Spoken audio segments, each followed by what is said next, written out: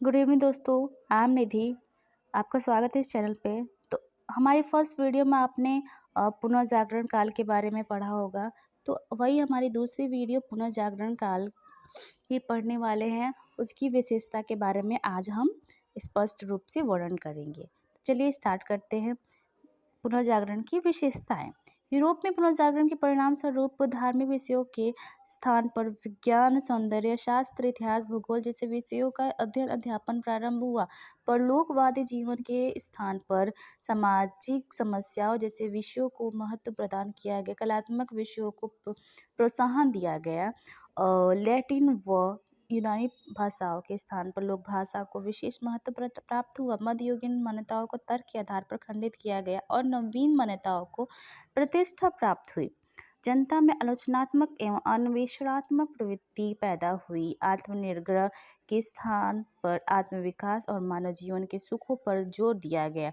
अब मनुष्य को रूढ़िवादी अंधविश्वास तथा चर्च के बंधनों से छुटकारा दिलाया गया। इस प्रकार पुनर्जागरण ने मानवतावादी विचारधारा का विकास किया और पुनर्जागरण ने सदियों से चली आ रही मान्यताओं को आलोचनात्मक ढंग से सोचने के लिए प्रेरित कर दिया गया। इसका मतलब समझिए। जैसे देखिए, इसमें ये बताया गया है कि जो पिछड़ी जो सोच थी, मतलब कि लोगों की जो पिछड़ी सोच थी, वो पुनर्जागरण जब इसकी गति जब बढ़ी, जब पूरा जागरण फैलते गया, तब तक ये जो पिछड़ी सोचों को क्या कर दिया गया, ये जो सोचने का जो ढंग है उसको आलोचना की गई है ना, उसको हटाया गया। और जैसे अंधविश्वासों थी, जैसे कि अंधविश्वास, सती प्रथा आदि जितनी भी प्रथाएं थी, लोगों पर अत्याचार था, या फिर स्त्रियों को पढ़ने के लिए मना कर दिया था, पर्दा प्रथा, ये सारी प्रथाओं का क्या हुआ, उल्लंघन हुआ।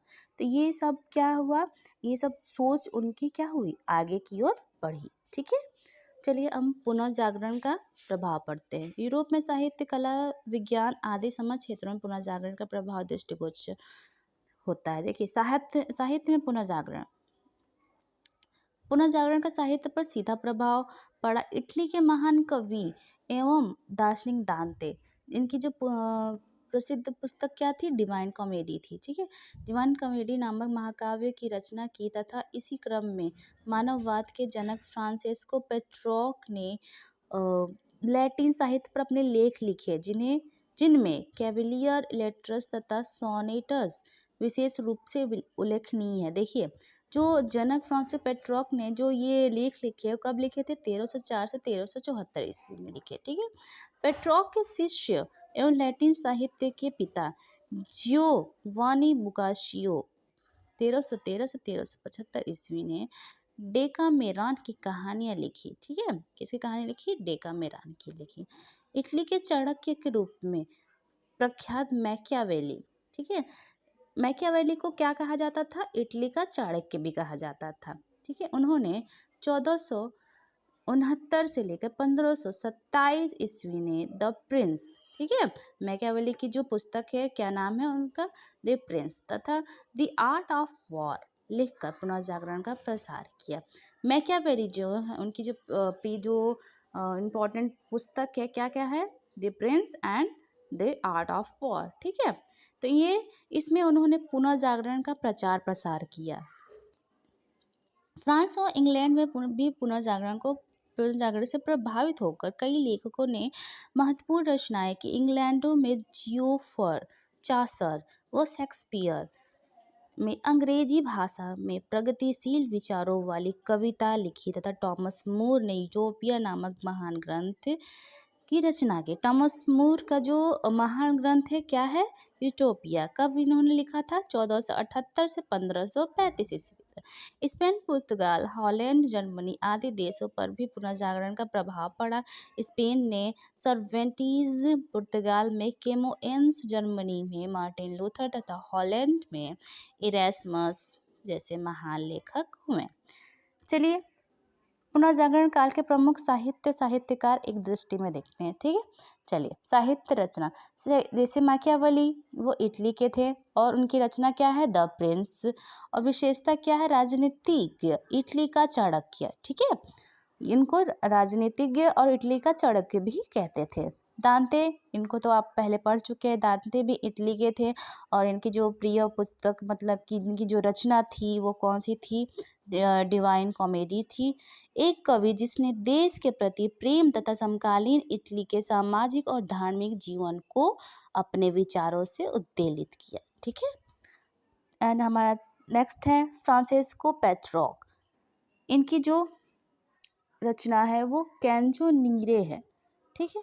इसमें क्या है? मानवतावाद का जनक जिसने जीवन के आर्थिक सामाजिक पहलू को प्रभावित किया। और हमारा नेक्स्ट क्या है? बोकाशियो जियोवानी, जिनकी रचना क्या है? डेकामेरॉन की कहानियाँ, इटालियन गद्य का जनक जिसने उपन्यासों के संग्रह द्वारा नैतिकता एवं गुणों को उजागर किया। हमारा नेक्स्ट है जियोफर चांसर इंग्लैंड। इनकी रचना क्या है? द कैटरबरी टेल्स, अंग्रेजी पद्य के जनक जिन्होंने सांस्कृतिक मूल्यों को उजागर किया। नेक्स्ट टॉमस मोर, यूटोपिया इनकी रचना है। और एक आदर्श समाज जहाँ कोई शोषण और वर्ग भिन्नता ना हो, इनकी विशेषता इसमें है। विलियम शेक्सपियर इंग्लैंड के हैं। जूलियस सीजर और मैकबेथ हैमलेट, कवि, नाटककार एवं रंगकर्मी। जॉन मिल्टन, पैराडाइज लॉस्ट, कवि। मॉन्टेस्क्यू, एसेज निबंध। सर्वेंटेज स्पेन, इनकी रचना क्या है? डॉन क्यूजेट। और विशेषता क्या है? साहसी मूल्यों, सामंती मूल्यों का उपहास और उपलब्धियों के संबंध में चर्चा। स्थापत्य कला में पुनर्जागरण, कलाएं भी पुनर्जागरण के प्रभाव से अछूती न रही। पुनर्जागरण के फलस्वरूप विभिन्न प्रचलित कला शैली में परिवर्तन आए और नवीन शैलियों का विकास हुआ। ठीक है। तो आपने इनकी विशेषता, पुनर्जागरण की विशेषता और पुनर्जागरण का प्रभाव आदि के बारे में पढ़ा कि कैसे कैसे पुनर्जागरण जब हुआ तो कैसे कैसे परिवर्तन हुए। ठीक है। कैसा लगा आपको वीडियो? जैसा लगे कमेंट बॉक्स में ज़रूर कहें। आज के लिए इतना ही। धन्यवाद।